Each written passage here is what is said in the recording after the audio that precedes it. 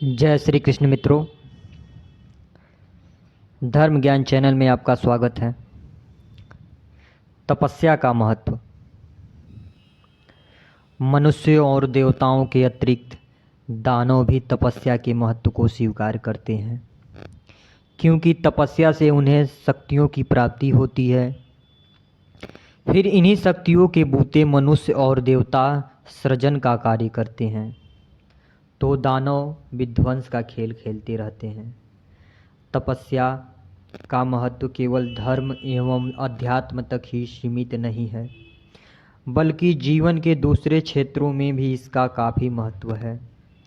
जब मनुष्य तप के माध्यम से साधना में लीन होता है तो उसे अलौकिक लाभ प्राप्त होता है। जैसे जैसे उसकी साधना बढ़ती जाती है, वैसे वैसे वह स्पष्ट रूप से इस लाभ का महसूस करने लगता है। इसका अनुभव अक्सर तपस्वी लोग रहते हैं।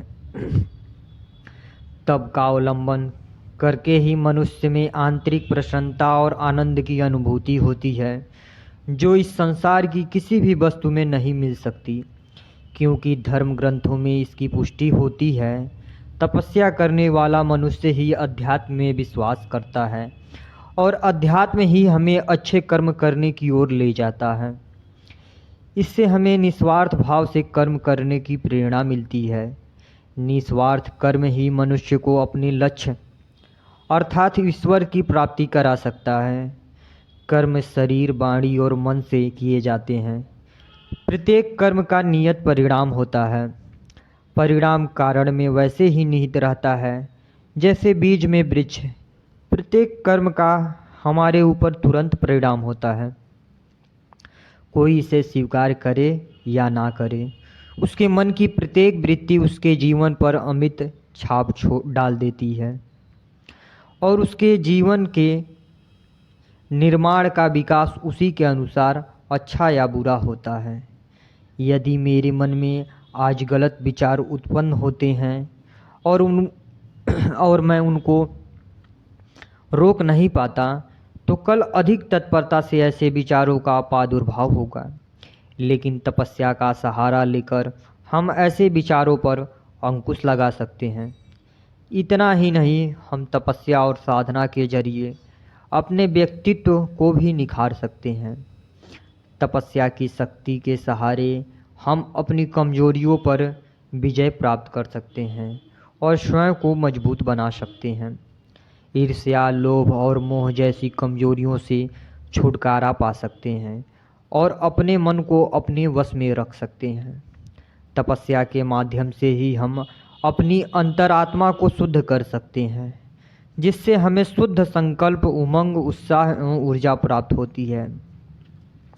हमारे मन में व्यर्थ और नकारात्मक विचारों का प्रभाव बंद होता जाता है और आंतरिक बल, क्षमता और प्रतिरोधक शक्ति बढ़ाने वाले सकारात्मक विचार उत्पन्न होने लगते हैं। तपस्या का फल हमें इस लोक में तो मिलता ही है, इसके साथ साथ हमें परलोक में भी इसका फल प्राप्त होता है। रामचरितमानस में तुलसीदास जी ने लिखा है, तपस्या की शक्ति से ही विधाता प्रपंच रचते हैं। तपस्या की शक्ति से ही विष्णु पूरी दुनिया का पालन पोषण करते हैं। तपस्या की शक्ति से ही भगवान शिव संहार करते हैं और तपस्या की शक्ति से ही शेषनाग धरती का भार वहन किए हुए हैं। हम कह सकते हैं कि पूरी सृष्टि का आधार ही तपस्या की शक्ति है। तपस्या और साधना का आश्रय लेकर ही हम अपनी शक्ति को पहचान सकते हैं और उससे कोई भी लाभ प्राप्त कर सकते हैं। इसीलिए हमें तपस्या के महत्व को समझना चाहिए और उससे लाभ उठाना चाहिए।